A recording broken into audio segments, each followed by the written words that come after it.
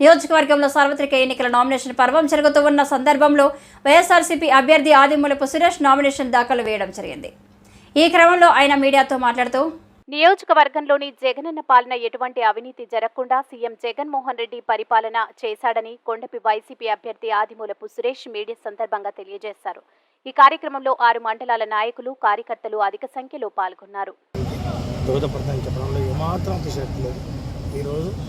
ప్రతిపక్షాలు వారు కేవలం పొత్తుల మీద ఆధారపడి ప్రజలకు ఏం చేయాలో, ఏం చేస్తే బాగుంటుందో కూడా ఆలోచించిన పరిస్థితుల్లో ఈరోజు వాళ్ళ పొత్తులు ఉన్నాయి. ఈ పొత్తుల పనులు చూసి వారి కుల సమీకరణలతో మేము గెలుస్తామని చెప్పి ఈరోజు విరదవుతున్నారు.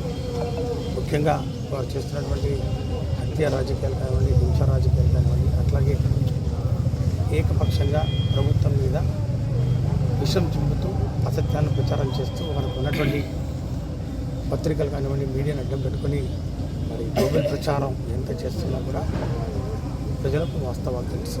ప్రజలకు ఎవరు నమ్మదగిన వ్యక్తి, ఎవరి మీద భరోసా పెట్టచ్చు, ఎవరి మీద విశ్వసనీయత ఒక ముద్ర పడింది పరిపాలన అని చెప్పి ప్రజలు చాలా విన్నారు.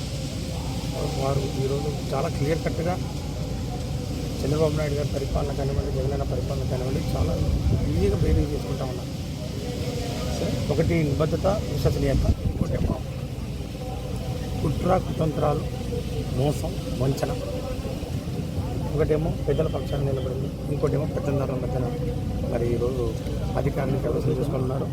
కాబట్టి ప్రజలు ఈరోజు వైఎస్ఆర్ కాంగ్రెస్ పార్టీ పక్షాన్ని నిలబడి జరగబోయే ఎన్నికల్లో పెద్ద ఎత్తున భారీ మెజారిటీతో అన్ని సీట్లు కూడా కైవసం చేసుకోవడానికి మరి ఈరోజు రంగం సిద్ధమైంది. ఖచ్చితంగా ఇది పద్యం